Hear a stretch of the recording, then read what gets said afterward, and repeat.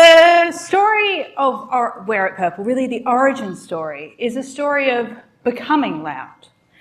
It was 2010. Instagram had just launched and Love the Way You Lie was at the top of the ARIA charts. I was a Year 11 student at Burwood Girls High School, which for those who do not know, imagine public school tartan, kind of polyester but with aspirations of grandeur. But I was pissed off. See, while I'd spent the summer at drama camp, other people hadn't had quite as good a summer. There had unfortunately been a series of LGBTIQA+ youth suicides in the USA, including the death of Tyler Clementi, who, after a period of prolonged bullying, took his own life. And in between learning lines, I did some furious Googling. And I found out that in Australia, we were no better. Even in a country that broadcasts a pride parade from Broome to Broken Hill, we still see rates amongst rainbow young people much higher of family violence, homelessness, and discrimination. Rainbow young people like me. So I decided to make some calls. And I called everyone I could think of that had power. Politicians, charities, advocacy organisations, even a couple of comedians. See, this was 2010, so pre-influencers and podcasters. And I told everyone that I could get on the phone about this epidemic of social exclusion and alienation amongst rainbow young people, about how people were dying and that we had to do something. And see, many were willing to help, but there was one type of response that really stuck with me. And it's a piece of advice, a pithy piece of advice that we give to adolescents still today. Quite a few people said to me, if you just hang on until you get to uni, I promise that it gets better. See, it gets better was a proverb for gay teens in 2010, spearheaded by a YouTube trend where celebrities and people who would like to be celebrities uploaded videos of themselves as reassuring LGBTIQ young people that life gets better after high school. And while it gets better has a very well-meaning message, in practice, a lot of rainbow young people are told to be, or have to be, quiet. To be less dramatic, less emotional, less intense, and less weird. And let's be real, let's have a sit on this lovely polyester square. We can be truthful amongst ourselves. TEDx Sydney, we're all friends here. We can all admit that these are all code words for being less queer. Like, we've put A and B together to create C. And I'm sorry to tell you that Afterpay isn't valid for discrimination. And we do not offer exclude now, include later schemes. This is because not everyone makes it to later. And for those of us who do, adolescence isn't necessarily fun. And why should we have a less enjoyable youth just because we happen to be different? We also should not have to leave our hometowns and our home suburbs to the bright lights of King Street, Newtown, in order to find acceptance. So myself and the original Wear It Purple team decided to not wait until it got better. We decided to be loud. Now. Real loud. So we picked a very loud, garish colour. You'll notice that this is not Wear It Taupe we're at magnolia, we're at June, which are all colours that my 30-year-old friends are currently painting their walls. Instead, we decided that we wanted to make one day a year the day that we could make visible all the support that Rainbow young people had around them. We wanted to make it so that regardless of the attitudes of your family or the policies of your school, you could know that there is so much love.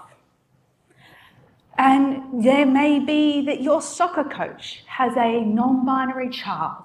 Maybe your local librarian is a lesbian, or your Vinnie store has purple bedazzled their front window display. Now, I am no longer a 17-year-old, unsurprisingly. I am now a proud 32-year-old. And what makes me proud is to see all the Rainbow young people as you step, or more likely stumble, into your true selves. This is made apparent to me when I was recently doing my weekly shop at Coles. When a 15-year-old overexcited girl entered the supermarket. And you all remember when you were in year 9, when literally everything is about me. So she was on the phone talking at Fortissimo in Floristry. I just don't know what to do because, we've only been together since last Tuesday. It was Thursday. But, obviously, I have to get her flowers for tomorrow. This was in absolutely no way obvious. So, what do I get? And I smiled. And I smiled, and I smiled. For me, Wear It Purple has never been about me, or about the team I started it with, or lights, or cameras, or actions, or anything like that. It's been about making a society where, let's be real, slightly obnoxious teenage girls can talk about their girlfriends while buying $8 Gerbras in the supermarket, which is a choice. But I have to say, particularly standing here tonight, I am also a concerned queen. Because the world is very different to when Wear It Purple started in 2010. Far too many people now use Instagram, and yet far too few know the words to Love the Way You Lie, which is a devastating tragedy. And what I see in the world at the moment is I'm worried about the next generation of activists.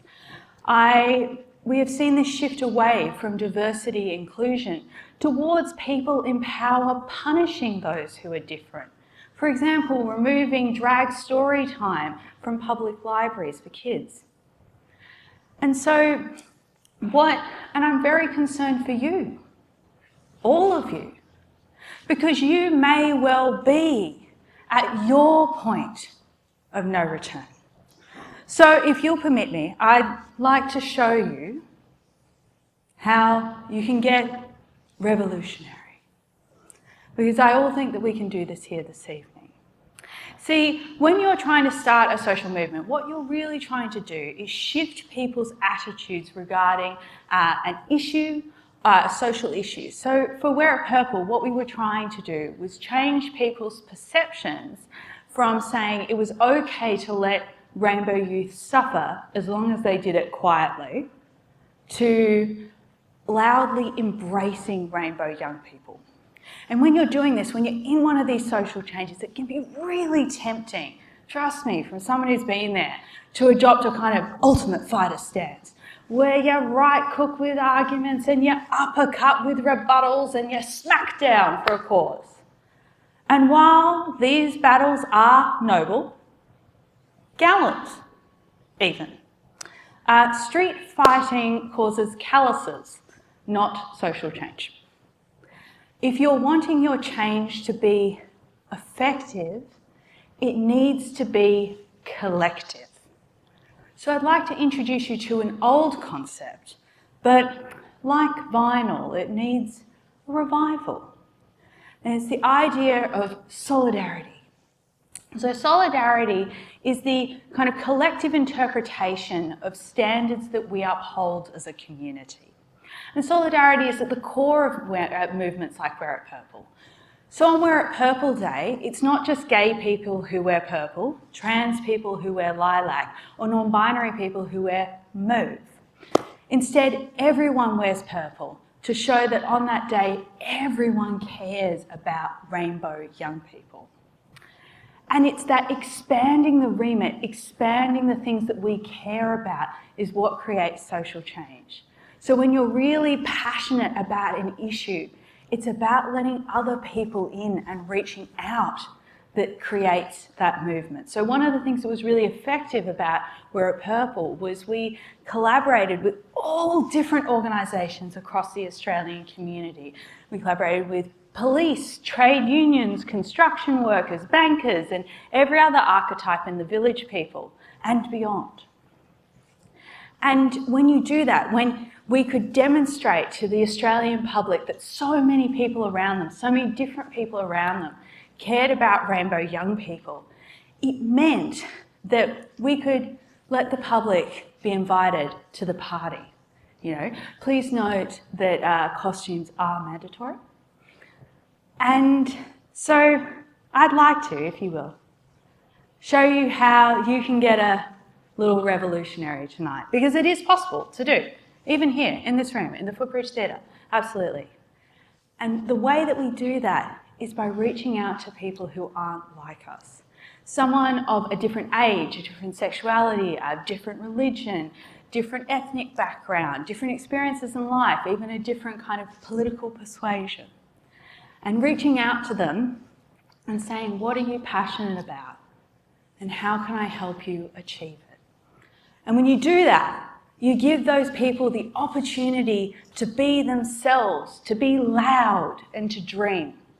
And when they ask you the same in return, which they should do if they're not complete egotists, then you get the opportunity to be yourself at full volume.